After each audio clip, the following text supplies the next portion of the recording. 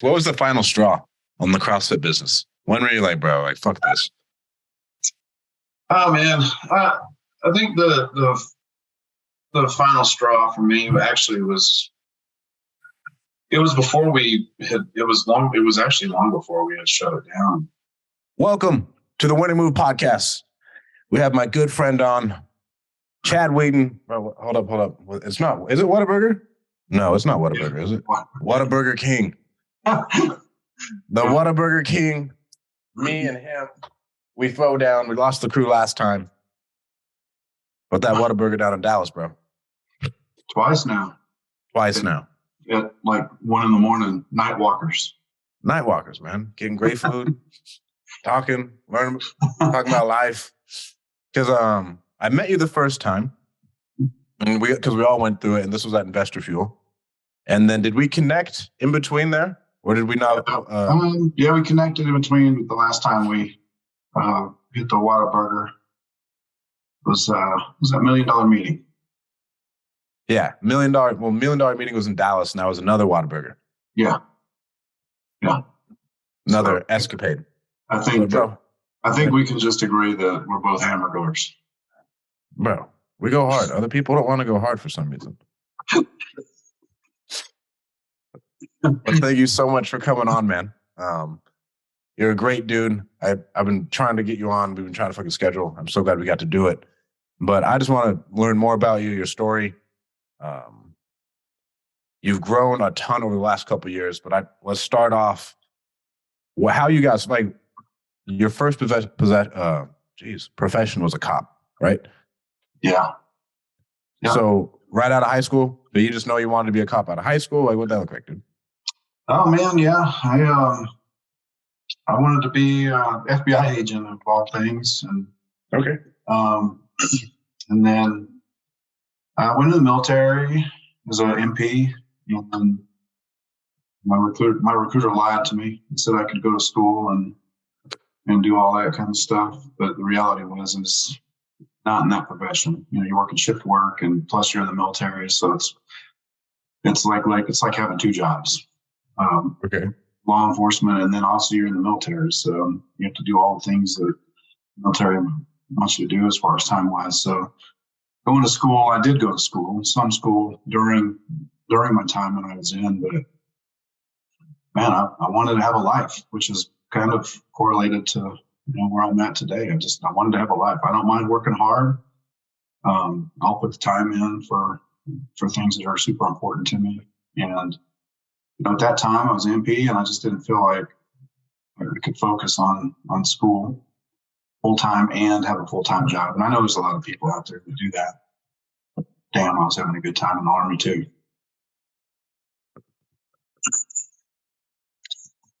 Bro, I mean, school full time is hard. I think school is hard.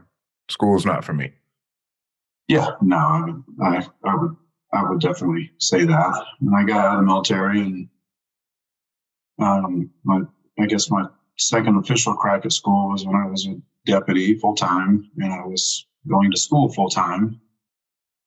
And it always goes back to that time thing. I was like, man, I was actually on a specialized unit at the sheriff's office called the CAT team. And back then the CAT team was, you would do some community meetings, but we'd go out and bust some balls and get after it and get into all the good stuff. So I was enjoying that time, and I was in school full time. And a lot of my guys in my unit, they coined me Gaylord Fokker, because I was in school in a nursing program, actually. Of all things, I was in the nursing program, so I was better known as Gaylord Fokker for a while. And then I actually left the sheriff's office full time just because I'd gotten to a point where I was going to have normal daytime hours in that program. And I left the sheriff's office and had a buddy somehow talk me into the car business. And I started selling cars just to have a schedule that I could finish out my nursing degree, and started selling cars and was making more money than my mom and my sister are both nurses. I was just slinging metal. And I was like, man, why am I going to do this when there's people in management are making $150,000, $200,000 a year? if I just get into management, then I don't have to worry about being a nurse. And that was kind of my path early on, years ago. Did you have like sunken cost bias or whatever? Like, man, I've already spent all this money on education. Like, how long did you hold on for that? No, I didn't really, because I had the GI Bill, which, ultimately Okay. I didn't even use hardly any of my GI Bill, actually. I think back when I signed, it was like maybe 14 or 15 grand. So that wasn't going to get you a whole lot anyway to begin with. But man, it was I just have always bet on myself, I think. And when I got into the car business, it's eat what you kill. And I was good at that. I was good at sales. I liked the hunt. I liked the kill. I liked the commission checks. And when you're 100% commission, you either really love the kill and absolutely hate the slow months or a bad month or being behind the eight ball. And I think a lot where, in the commission world where you're eat what you kill, which is basically our business, you find out real quick whether you're cut out for it or not.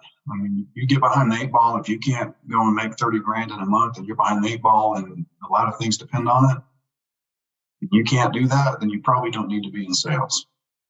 So I learned that early on. I would have really good months because I came really from making not a whole lot of money to making really good money. So, in 1 month I could make what my whole salary was in the sheriff's department in a year. So naturally you want to just lay back some months, and then here comes the eight ball. You start getting behind it and you've got to make X amount of dollars and you do it. And that's when I learned that that's ultimately in that business is when I learned that, I don't like falling behind, and I definitely don't like doing that these days, but I learned real quick early on that I could make it happen. So I think that is like one of the hardest things ever in entrepreneurship, and like the best entrepreneurs are never behind the eight ball, or let's say get lazy or get complacent. How did you overcome that? Because like as some people, like they're starting to make money, they're like, no, I'm comfortable. I'm fine. I think for me, it was just, I liked consistency and I like to be consistent. And I'm obviously in a better mood.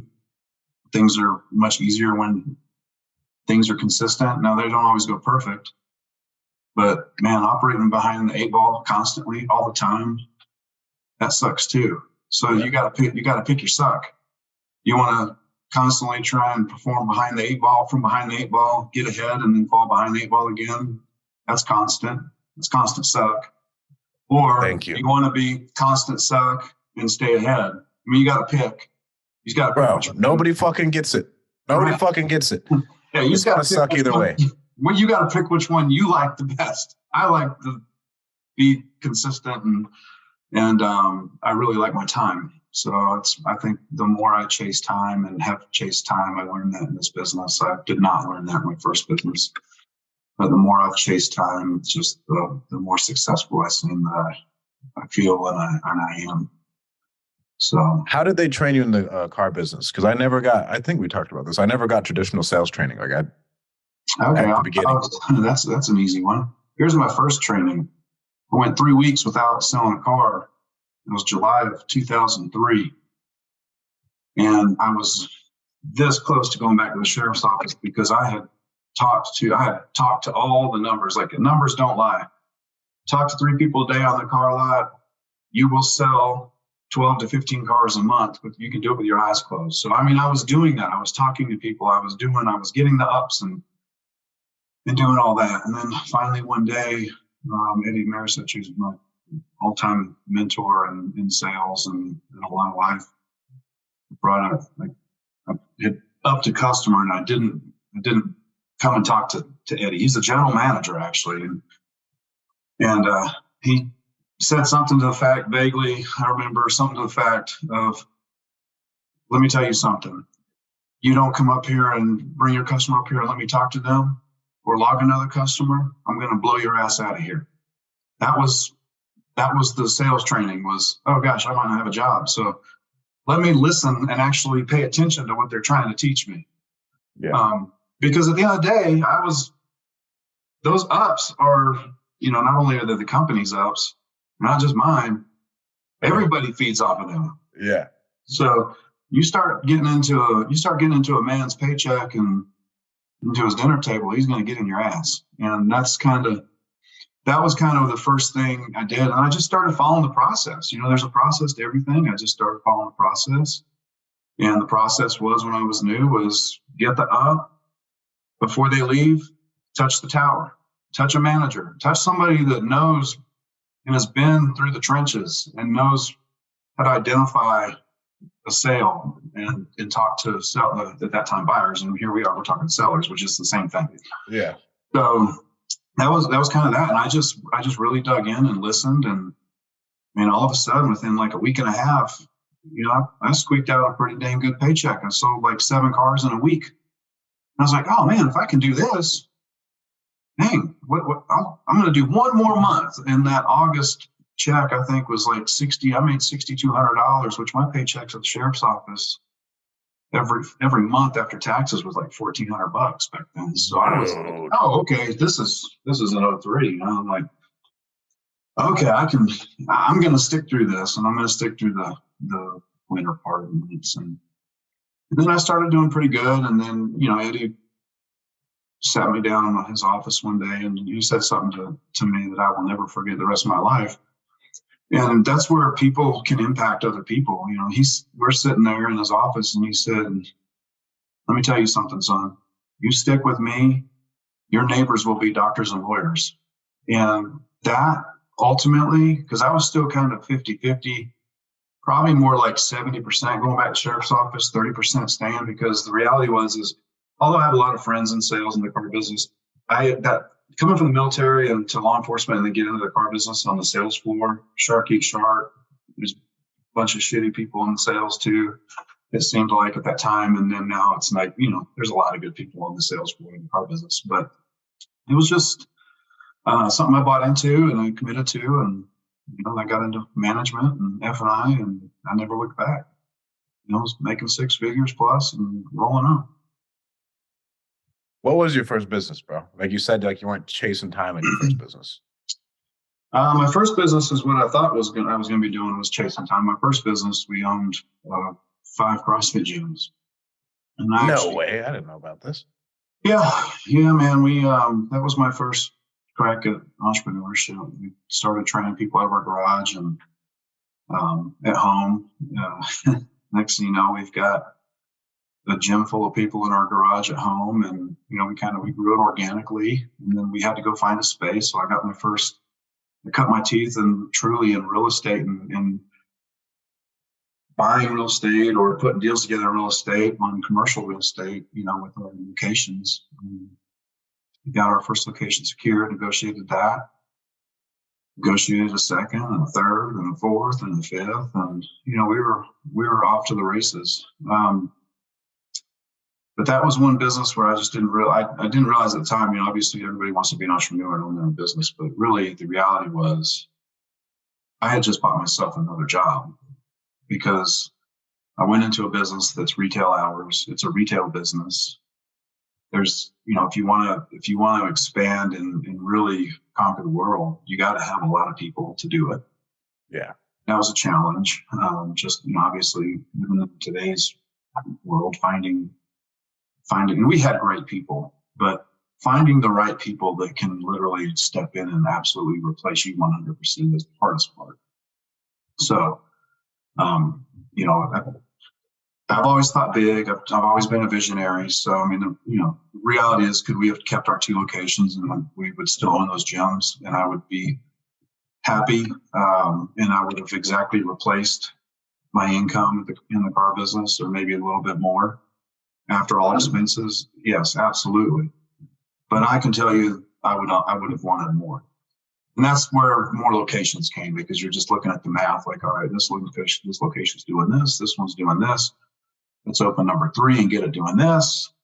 And then there's a point in business where you just have to have the right people, and we just didn't have that. We just did not have that in place. So how long did it take to scale that one up? How long did it take to scale that one up to 5? We opened a location just about every year. Our first 2 years we had opened Well, our first 2.5 years, we opened 3 locations. Wow. So it was fast and furious growth. But because I'm not only a visionary, but I'm a killer salesperson. And when I left my F&I job the first time, I had a goal. I had to have X amount of members at X amount of dollars per member, and I would replace my income. And I hit that number within like 3 months because I was the one in the gym all the time selling and doing closing them. Yeah. I was the closer. And then we opened our second location. Our second location was, all right, let's get 125 members at an average. We had military discounts and stuff like that, but let's get 125 members at an average per person of 150. So we did that. And then as the third location was like, all right, this is a small little town, but let's get 80 members at, I think it was an average of like 125 a person. Let's get that. Bam. We did that. And then once you're seeing that success in just in the numbers and just growing it super fast. At the end of the day, there's more to business than just sales, right?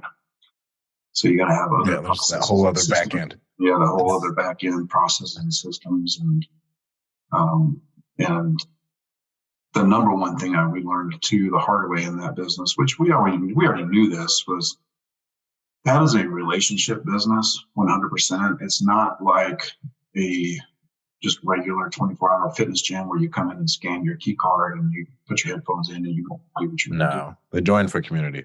Yeah. So they're joining for community. They're joining because of you. And when we started kind of getting ourselves out of the gyms and trying to get into more of a overhead role within our business, we started having cancellations, and it was cancellations because they never saw us or we weren't in there all the time, things like that. Well, you got people running it. Yeah. You hire a new general manager to come in, and maybe they don't, they didn't sign up because so-and-so came to run the gym.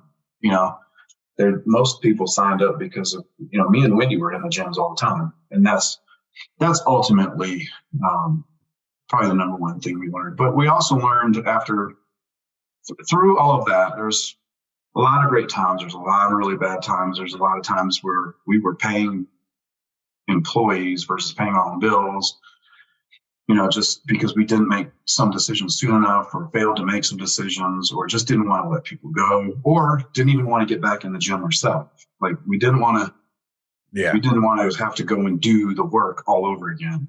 We worked so hard to get to where we were. So that was a great learning experience. And I carry that close to me every day. As much as I want to get away from it, I make a lot of decisions in my business today based off of, my experience and the lows from that business. So. Oh, that's great. Because it's such a good thing, because you and your wife have amazing personalities, but you built a prison around your own personality. Oh yeah. That company. But then a lot of people at the beginning, that's the hardest part, bro. Because no one else can build those relationships like you can. It is hard. And when you talk about building relationships, it all rolls in and flows right into what we're doing now. This is still a relationship business.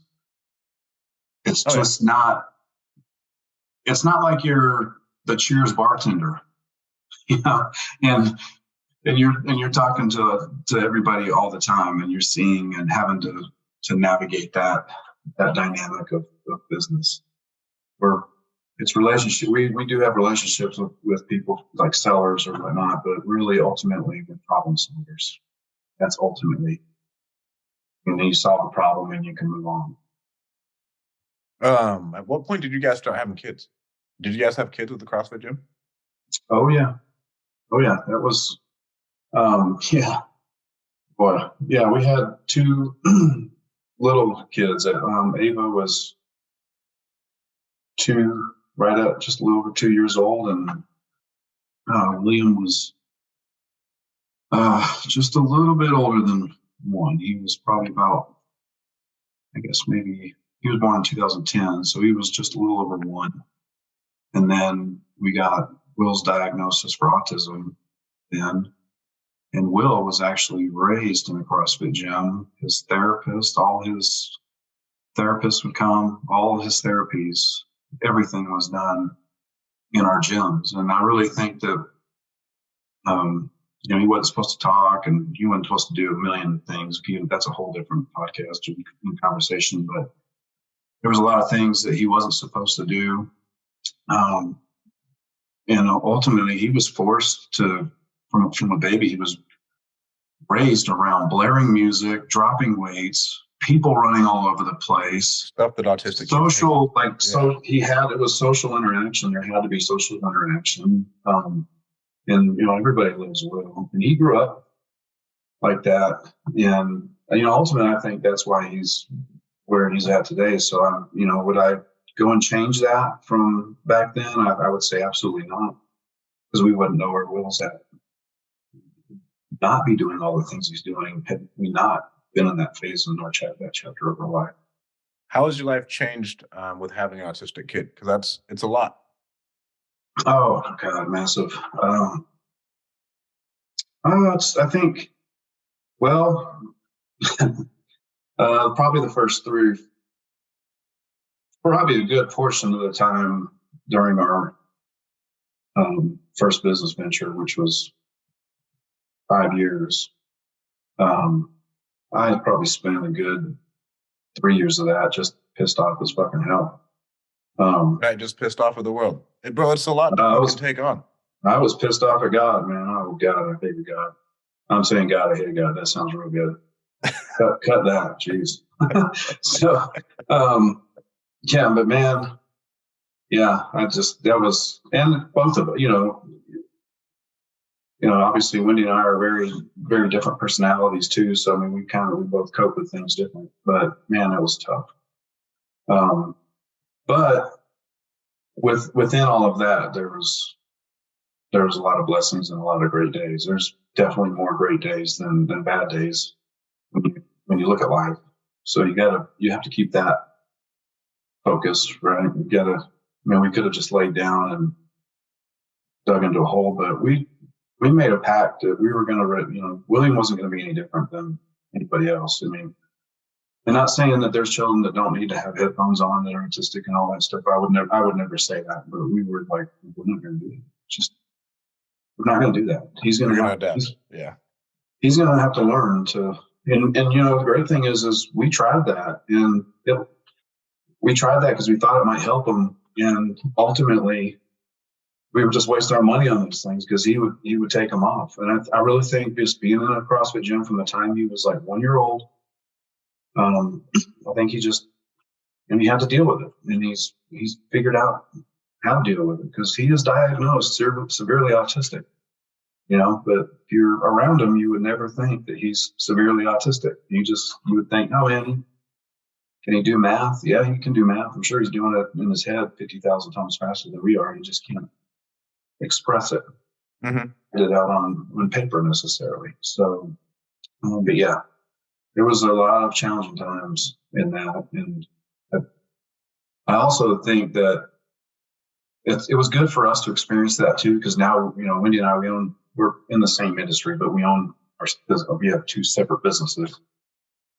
But, I don't have any sympathy for people that say they can't get anything done because their kids are at home or they're trying to deal with this. Like, I don't even want to hear that shit.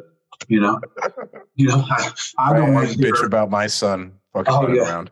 Yeah, I don't want to hear, like, even people that work for me and worked for me in the past. Like, listen, I don't want to hear that bullshit. We get it all done. We make it work. Sometimes do we get it done when we want to get it done?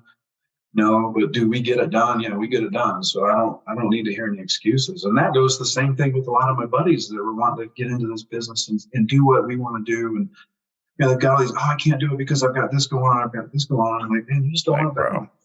Yeah. You just don't want it bad enough. And you just don't know how to gamble on yourself, ultimately. Bro, a lot of people don't want to take it though, because I think the one thing is like they're so afraid to lose something when they don't really even have anything. But what they think they have now is a lot, but it's not. Mm-hmm. right? But you can't see that until like now where we're at. You're like, bro, like, come on, man. Because you can't really see the vision yet. Some people do. Like, we saw it, right? Because you took the leap. Like, bro, I'm going to fucking crush this. Right. A lot of people can't even see it. Right. Oh, I agree.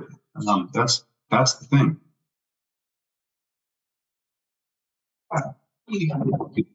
And my little man's with me now.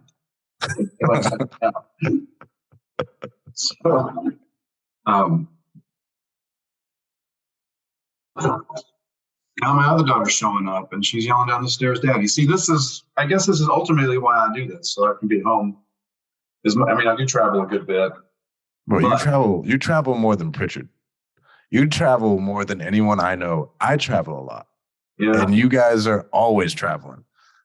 Yeah. Well, I mean, getting them really nice presidential suites. Bitches got staircases in them.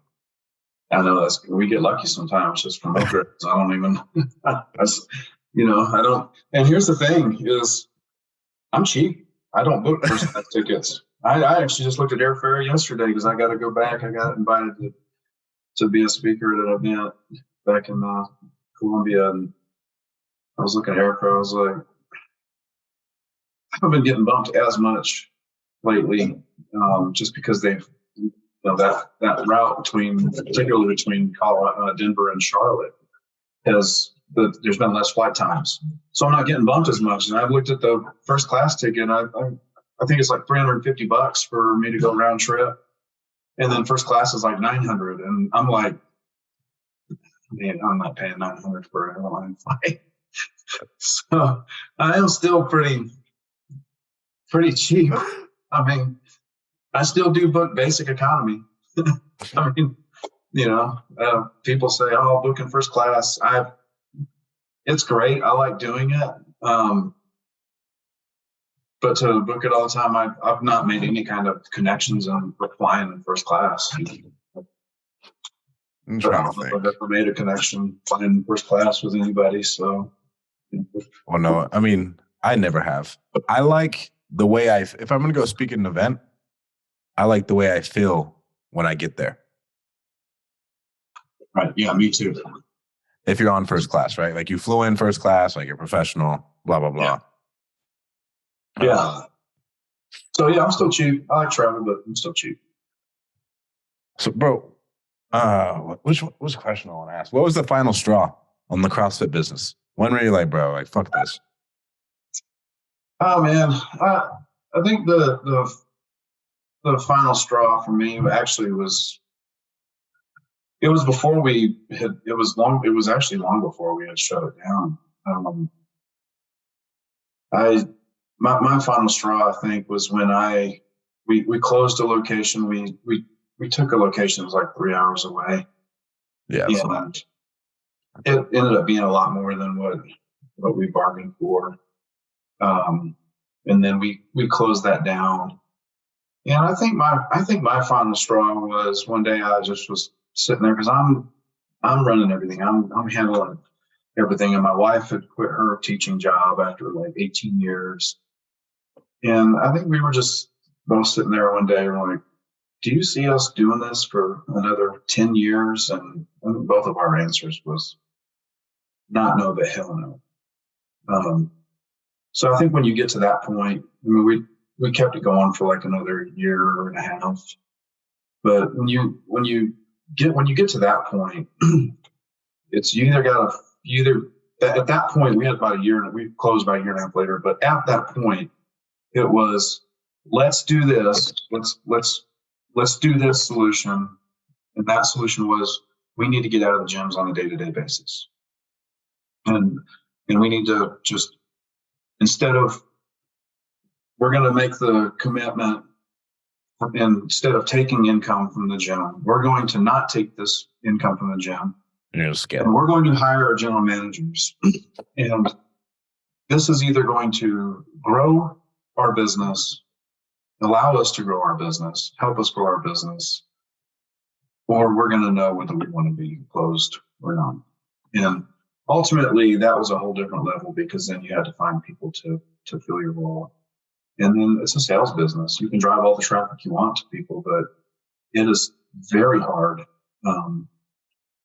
Particularly in a CrossFit gym business, it's very hard to find a person that's truly a salesperson that can manage. My experience in that industry was in the fitness industry. Most people just want to do the fitness part. Like they go to college for whatever degree they've got in fitness, but there's not really any kind of business management or sales. And sales is you either got it or you don't type thing. Mm-hmm. It can be taught, but if you don't have it, you still can't teach it. I don't care what anybody says. I've seen it come through the car business for 15 years. We call them 90-day wonders. You would come in and people would come in and they would be a 90-day wonder. They would listen to everything you tell them to do. They would crush it. And then all of a sudden they knew everything and they would start not making paychecks and then they'd be out the door. So why do you think that is? I think that part of it was when you're new and you have somebody directly over you all the time, particularly like in the car business, ups, customers are called ups. They're watched like hawks. You got a general manager, a sales manager, a used car manager, you got finance managers, you got a lot of layers of people watching over the sales floor, right? Nowadays with technology, you got cameras. So they're sitting there looking at cameras like, hey, Johnny, what happened to that customer? Why didn't you bring him talk to me? So, in the gym business, you just couldn't always be over the top of everybody, everywhere, all the time. It was just basically the person running that gym and maybe a coach there, right? As much as I have good follow-up systems. I still have good follow-up in my business, but you still just could not. That's just a hard thing to teach is sales. And I think we really struggled with that at the end of the day. It sounds like there wasn't quite enough margin for the systems that needed to be in place for it either. No. Yes and no. And also I was new. That's very true. Like, I mean, you don't know at that time. Yeah. Yeah. Now if I was to start a business like that all over again, I actually wouldn't be the face of it from the start. I wouldn't even be the face of it from the start. I would hire somebody to be the face of it, but I would know what I'm looking for when I'm looking to hire somebody, not just somebody that's got all these certifications and has done this and has done that, but somebody that's actually produced revenue. Like you got to find that person, number one. So I mean, there's a lot of fault on my side too. So I mean, that's a lot of things. There's a lot of failures there too, but all things that I feel like I've learned from for the most part. On the margin. Was it a time crunch? Like, when did you start thinking about time is the next thing? I really started thinking about time after I got back. My old COO, love that guy. He's really changed my life, but there's two people that really changed my life in my trajectory as far as income in my professional life. It was, Eddie Marisich. That dude is a godfather of sales. I actually just saw him yesterday. I see him every time I'm in town. And then Bill Goodman was the COO of the company I worked for. And, he was an executive with GE. And, man, I had the opportunity to really get to know Bill. And I got to go play golf with him in Kiowa. I got to play golf with him in Sage Valley. All these just crazy places. I mean, just money. Mm-hmm. And I can say the number one thing that Bill ever did for me, besides being a hard ass and driving me, was giving me a glimpse into that world. Okay. Because a lot of people don't get a glimpse into that world. You don't even know what's real, and it's crazy. It's real. It's crazy. I got to experience it, and I would just soak it all in every time I had an opportunity to go with him somewhere, and experience that. And I was a dreamer. I was just like, hey, there's more. There's definitely more to this. There's more to this life. At the end of the day, for time. And I think that's when I really realized, getting back into the car business the second time. My first full year back in that business, I made 256 grand, and like all of my problems and anything to do with money was solved. Like that was solved right away. And once I got that solved, I was there in 17, had a good year in 17. But I just was like, man, there's only one thing in this business I can chase. It's only money. There's no time to chase. You are at the mercy of the car lot. And I always joke and tell people, man, if I could have stayed in F&I and had 2 weekends off a month, I never would have left. But the reality is the only Saturdays I took off were Saturdays that either there was a fifth Saturday in the month or I was on vacation. But so it means I'd say I would take 4 or 5 Saturdays off a year, maybe 6. Think about that over the amount of weeks. There's 52 weeks in a year. Yeah, that's crazy. And for years, though. Yeah, for a long time. And and when I realized time too is the second time going back in the car business, I think I really realized and recognized how much Wendy was really a single mom. Wendy was a single mom, literally, with me being on the car business. I just was like, it's not fair for her either. Even though I'm making really good money, she's just as successful as I am. And it's just not fair to her to be a single mom with a special needs child. And then there are other 2 kids, so Ava and Savannah, so we just have, and I think I was born to be a dad. I mean, I was born to be a dad. That's what I've always wanted to be, was a dad. And that's just, and I just found it tough to really be what I felt like was a good dad, being in the car business. And I was just always looking for something else that was never actually even about money for me. When I quit the second time, I just wanted to flip 5 or 6, 7 houses a year to replace my income.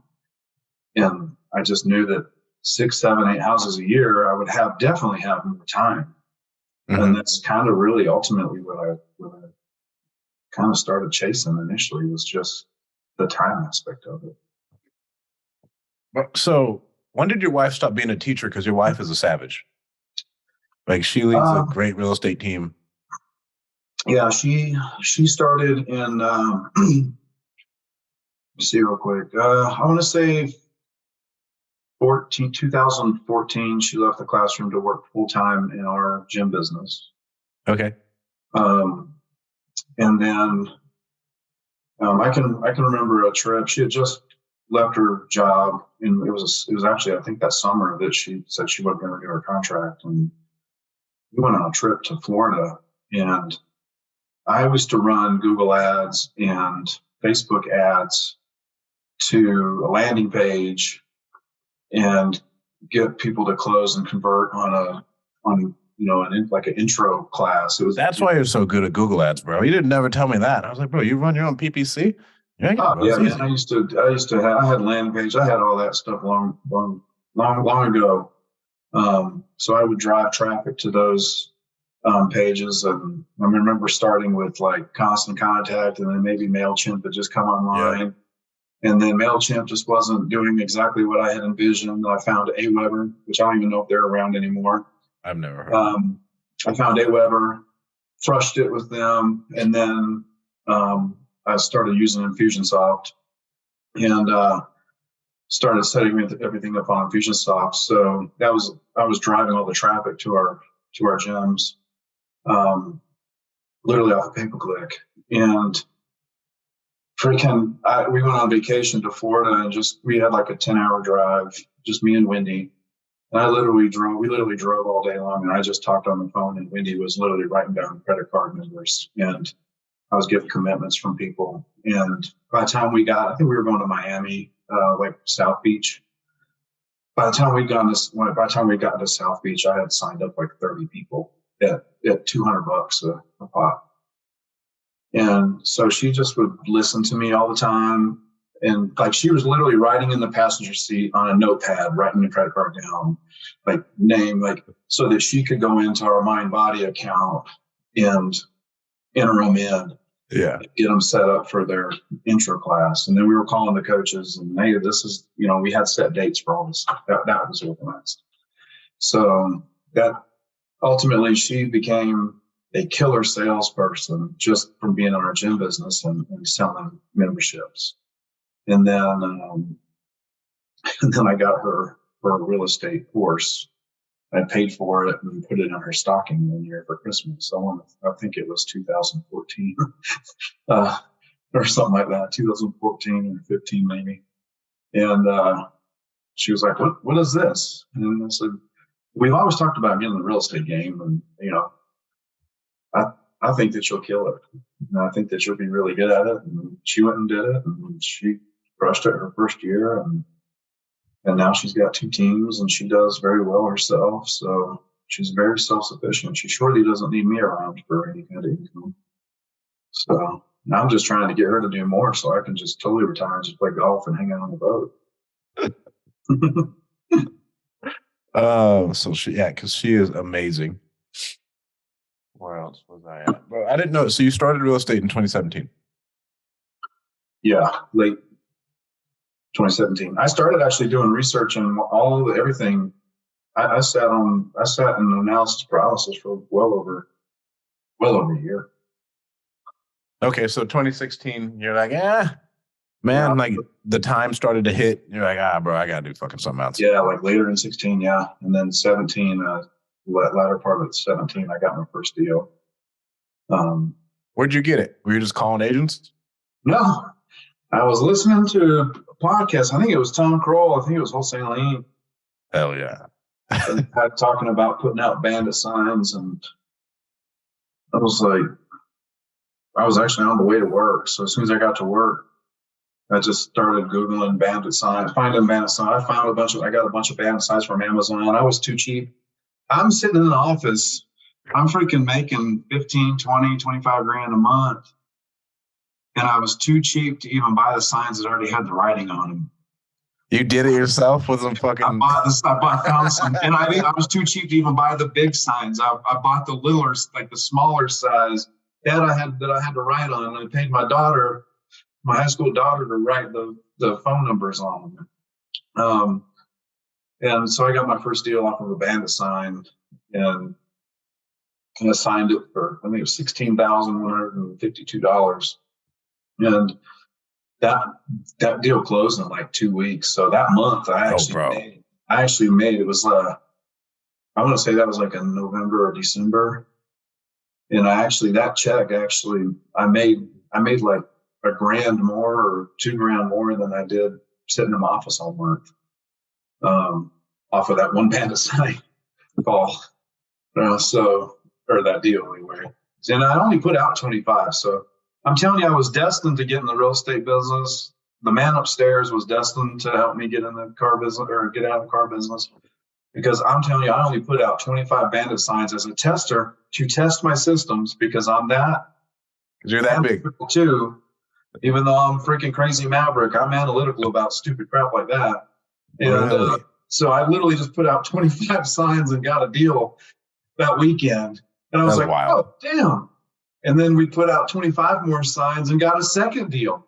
My daughter, I was like, let me get smart. I'm going to pay my daughter to put signs out. So she put signs out and like 25 again, just to make sure we got everything lined up before I start doing 2 or 3 or 400. And we get a deal off of that. So, I mean, my first 2 deals came from bandit signs.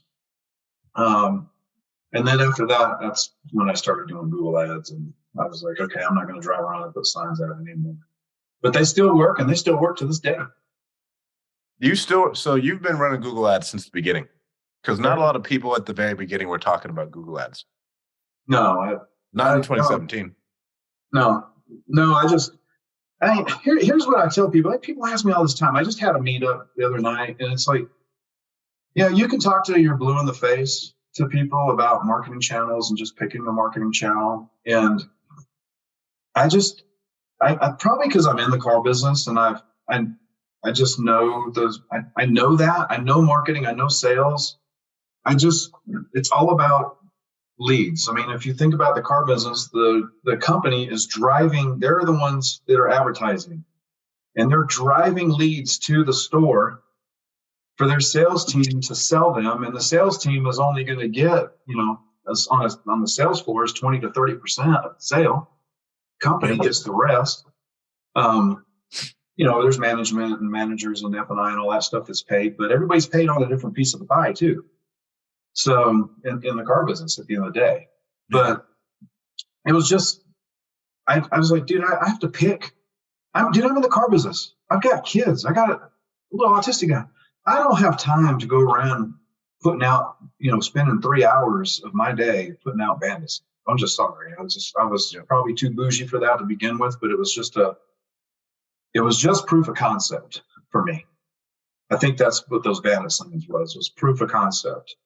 And then I just started being able to back into the numbers and back into the, just back in the numbers. If I spend X amount of dollars on Google Ads, I know I'm going to get X amount of deals per month or per year. You can almost back that in, back into that.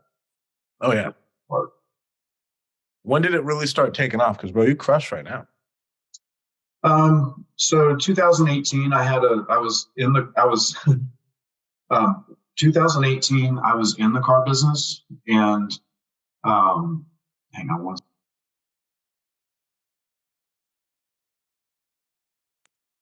Sorry, my little man loves air pumps and blowing up stuff. And of course he's down here. So for me, it was 18 was when I really started. It was just proof of concept, man. And then you dove in. You're like, bro, I had done enough deals in 18. Like I was wholesale. I started out wholesaling, and I was like, man, I'm only doing this like 10 or 15, maybe not even 20% of my time. What if I do 100% of my time, or not even 180%, or just more time? So 2018, I quit. I actually took a job here in Colorado, and I quit my job 2 weeks later. That's when it got real. That's when I had to make it happen. So 18, I made good money. 18, I pretty much replaced my share or my car business income.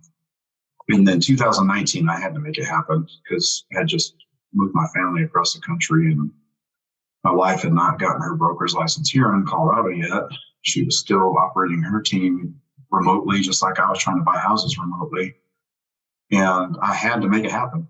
That's ultimately why and how I got it done. So my first year, full first year being just 100% real estate. I think I flipped 15 houses, something like that. And I'd gotten away from wholesaling. I just figured out that wholesaling was not, that was more, to me, it was more time.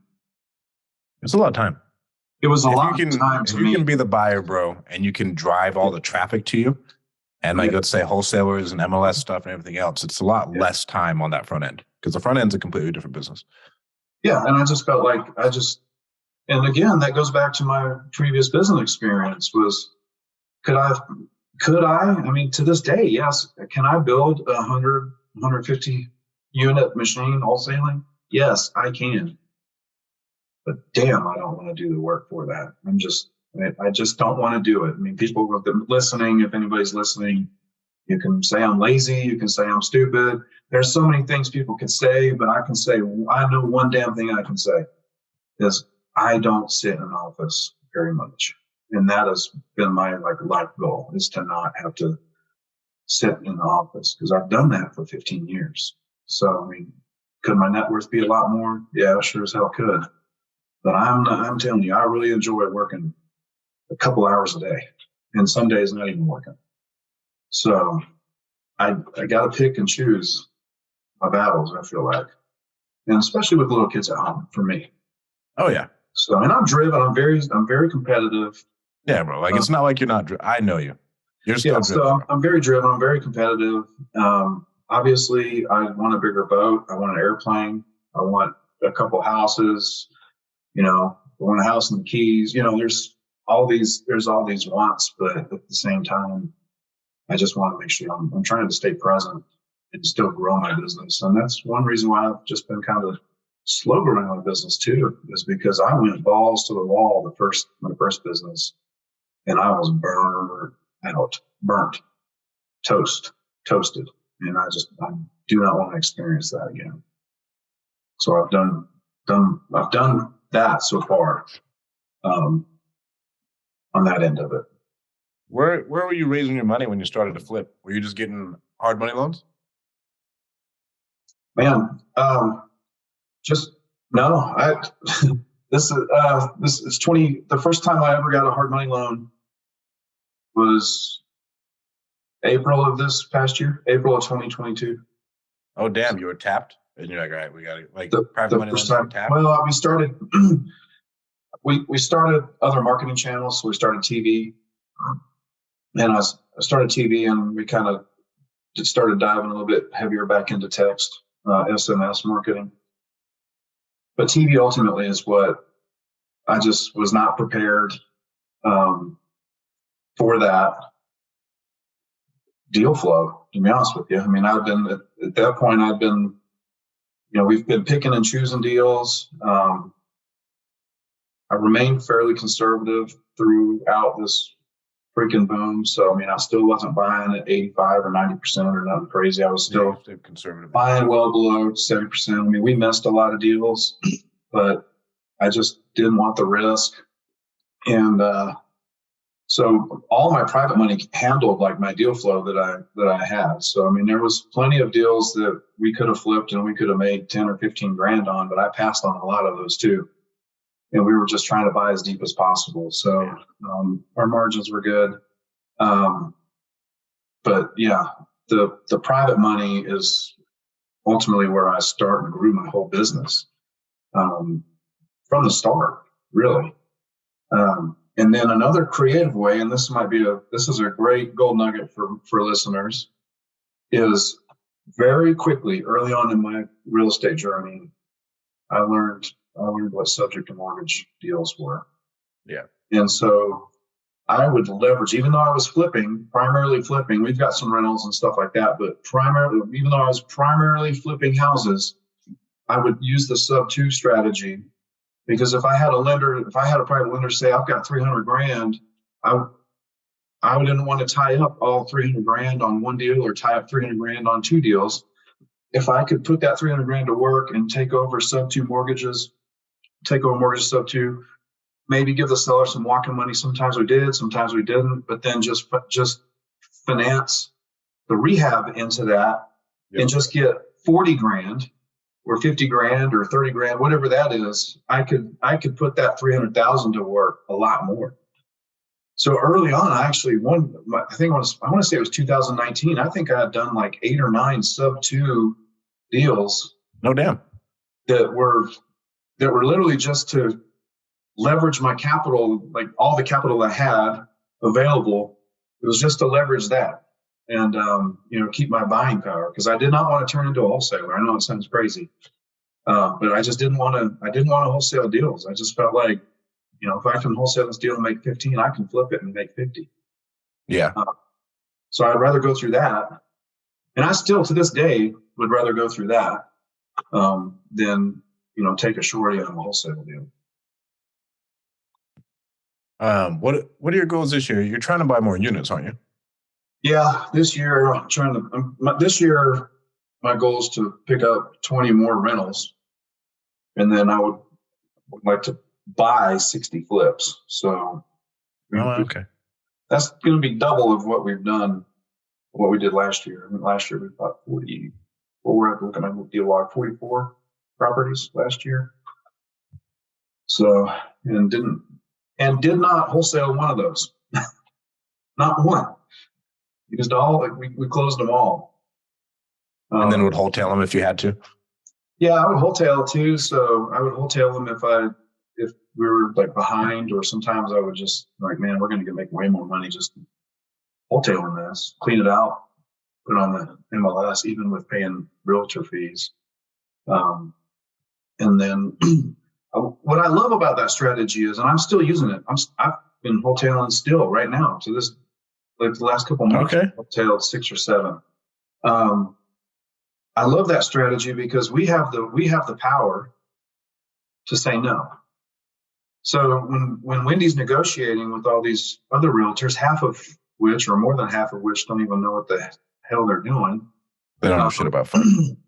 When Wendy's negotiating those, it's like, hey, your people can either buy it for this, or it's next in line to be rehabbed. So it doesn't matter to us what you want to do. So she's able to drive offers that way, and even get more than what we're offering, because we have had multiple offers on wholesale stuff. So you go in thinking that you're going to sell the wholesale deal and make 40 grand. She's getting us another 15, and that's including her commissions. Yeah. So, I really like that strategy.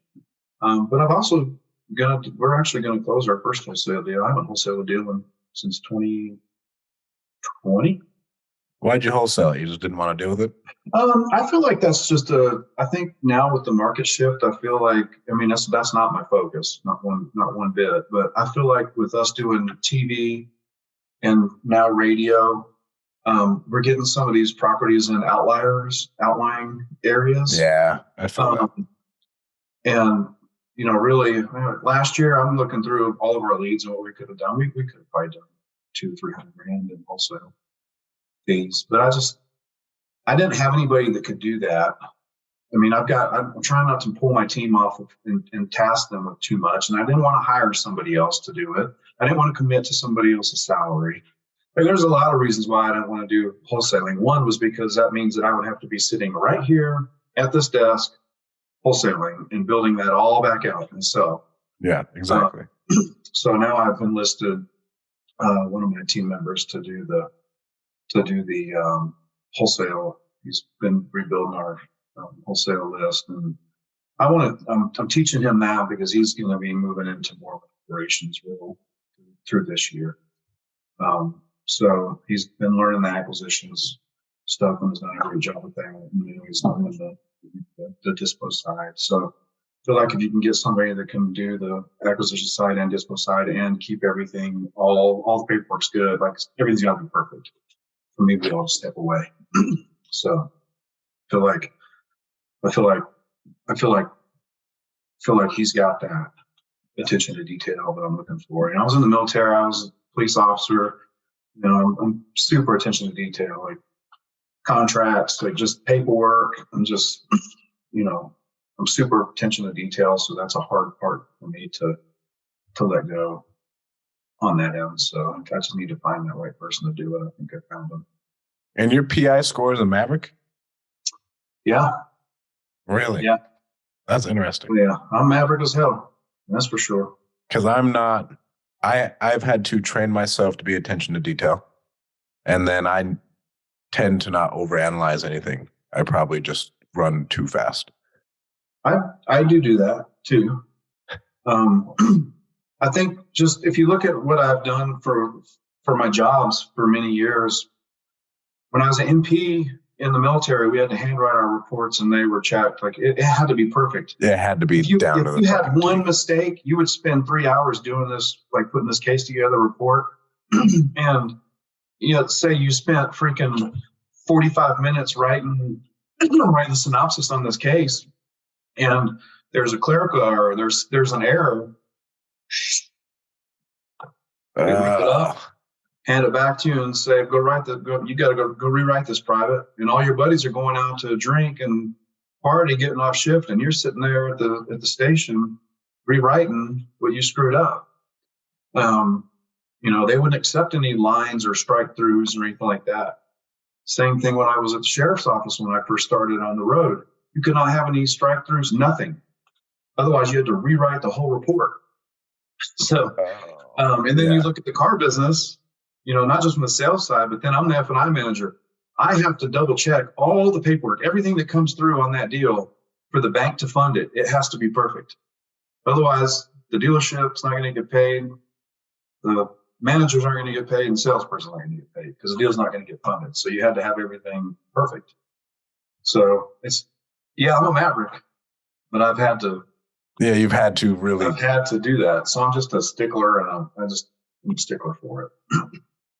Man, Where can people find out more about you? Oh man, follow me on Instagram at Flipping Chad. That's probably where you'll find the most part about me. We're just, I'm an investor fuel mastermind. That has been a game changer. And not that anybody needs to join. Investor Fuel is freaking awesome. There's a lot of great masterminds out there. So yeah, I tell this to people all the time. You have to get LinkedIn. Because this business and any business, especially if you're an entrepreneur, I don't care if you're just selling flowers, it's a lonely island. And there's not a lot of people that you can bitch to that you only had a $250,000 quarter and you're pissed off. A lot of my friends just can't fathom that. But they don't understand all the other expenses that you got coming out. And last year, I think I spent around $200,000 just in Google Ads. That was just Google Ads. We did TV for another $100,000. Yeah. We did texting. So, we spent a lot of money on marketing, and we had a killer year. But you can only have so many bad months or slow months before your account starts dwindling because you got Google Ads dinging you for $30,000 a month, and whatever that looks like. So I need to do more. I ramped up my marketing at the end of this year. We were doing $20,000-$30,000 a month with Google Ads, and then we just started getting pretty crappy leads. So we had some wasted ad spend there. I backed it down. I kind of play around with it a little bit. I don't need it just to run and waste money. So I'm going to try and keep that in check. And what would be your parting words for the listeners? Oh man, stop making excuses on why you can't do it and why you cannot do something. And listeners are a few deals in, stop making excuses on why you can't make a hire, why you can't hire an assistant of all things, like I was. I always made an excuse on why I couldn't hire an assistant, and hiring an assistant really helped my business grow. Like that was the number one thing that I hired acquisitions people, and I went through a couple of those, and then I said, you know what, the next hire I'm making, because a lot of people in my mastermind are telling me that because of the way I like to operate, I need an assistant, somebody that can handle like a lot of the day-to-day task stuff. Yeah. Like you need to do that, and that'll help you grow. And I always thought that hiring the acquisition person would help me grow, but ultimately what helped me grow was the assistant, because if I had to, I could do acquisitions. Now I'm not going to ever say never, but I don't want to do acquisitions anymore, but I will if I have to. So just if you're kind of early on and you're just a solopreneur, I would say the number one thing is find out what you do and don't like to do. You're going to find out that you don't like to do a lot of stuff, a lot more than you do, and offload that to an assistant. And that will give you more time to focus on the things that you do like to do. Oh, shit, bro. I forgot this one. Bro, what's your best advice for working with your wife as two fucking drivers, bro? As two gung-ho entrepreneurs, and you guys do business together and you don't do business together. Oh, man. Boy. Well, we're very lucky that we're married to this day after our first business venture. So I would say we learned a lot during that. I'll give one piece of advice. In my first business, and Wendy's she does it every now and then, but I absolutely don't do it. I don't do it. Is my first business, I would continue to work on in the evening. I would get in the bed with my laptop, watching TV. I would work on my laptop. We would both be working on laptops. Yep. And we just kind of lost sight of each other. It was just, everything was engulfed in our first business. Like our whole life was our first business. So I think it's important to hold to it and try your best to hold to a time. If you're working with your spouse and you guys are maybe in the same business or just in the same house doing two different things, that after a certain time, you're not working on anything. There are things that can be left for the morning time. at the end of the day. I'd say like the majority of everything. Most things. And then the second thing I would say is if you have the capacity, is you definitely have to travel.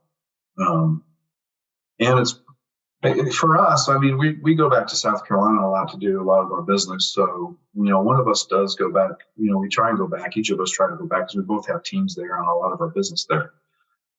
So it's not a bad thing. It's not a bad thing for Wendy to go for a couple of days to South Carolina, and I'm here, and vice versa, because we do spend a lot of time together. Even as much as we travel, we're exactly at the same time all day long.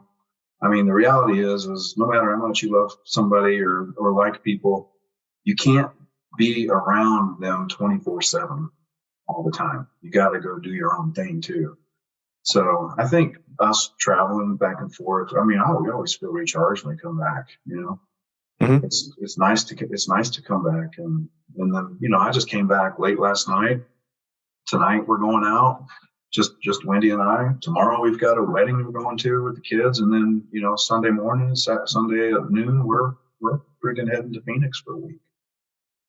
Just Wendy and I. Oh shit. Yeah. We have our fuel meeting, but we're turning it into an extra couple days. So I think it's important to do that. I think that's one thing we didn't do in the first time is, we had the time and had the capacity to be able to go and not do anything business wise and still go, go places and do things. So I think that's probably the most important thing. And then why did you move to Denver? I'm from here originally. I'm from Colorado, about 30 minutes north of Denver, a town called Fort Walton. So, that's why did we move? Well, there was two places in the plan that my wife said she would live. That was Charleston, South Carolina, or Colorado. And she came in 2018 she's in a mastermind. She came, they had their meeting here, and I met her here, and we turned it into a little vacation, and we spent like 2 days just kind of driving around looking at houses. And she was like, this is definitely somewhere I'd move. And our oldest daughter went to college and didn't want to live at home. So we were like, hey, this is our opportunity. Let's just do this as an adventure. Let's try it for a year. If we don't like it, we'll move back. And here we are, 5 years later. And the back portion of that is we took William to Stars and Ava skiing and Steamboat in February of 2018, and we put William in it's called Stars program in Steamboat. It's an adaptive ski program, special needs, and he loved it. And that was after we had done a camping trip. We did an RV trip for 2 weeks, just flew into Denver back when I was in the car business and did a 2-week RV trip all through Colorado. And we just felt like for William and for Ava, just they love being outdoors and doing outdoors things, that this was probably the best move. Will loves mountain biking, skiing. There's just so much to do here outdoors, and South Carolina is just it's not really an outdoor state unless you're on a boat or you want to fish. And, just so much to do here. The weather's killer. And here we are, going on 6 years now. We moved in summer of 18, so we'll be starting our 6th year soon. Wow. So, yeah, that's kind of how we ended up here. I took a job as an F&I director, and that place was a shit show. And I'm a maverick. I got into it with the regional finance director on what banks I was going to send my deals to, and he was wanting me to send my deals to banks that paid less money. And I was like, no. That's not how I operate. And that is not how I operated or our company operated that I've been with for 15 years. That's just, I don't give a shit if you like this credit union or not, and they help you out here and there on some deals. I mean, you're asking me to recontract 4 deals for $20,000 difference in money, like to the company. I'm not doing that. So that was kind of like that was talking about final straws in the car business. That was the final straw that day when that guy walked into my office and tried to tell me How to do my job. That was it. Huh. Yep. All right, bro. Well, thank you so much for coming on, man. Yeah, man. I appreciate it. I appreciate it. Of course, dude. Of course, man. Thank you so much for coming on. People can find you at Flipping Chad. What's your parting words to these people? I think I forgot the last ones. Don't give up. Oh, man. Crush this year. Hell yeah. Listening to what everybody's saying. There are deals out there. We're running into them every day. And I expect us to continue as well on our end. All right, bro. Well, thank you so much for coming on, man. Appreciate you having me, buddy. All right, guys. Thank you guys so much for tuning in.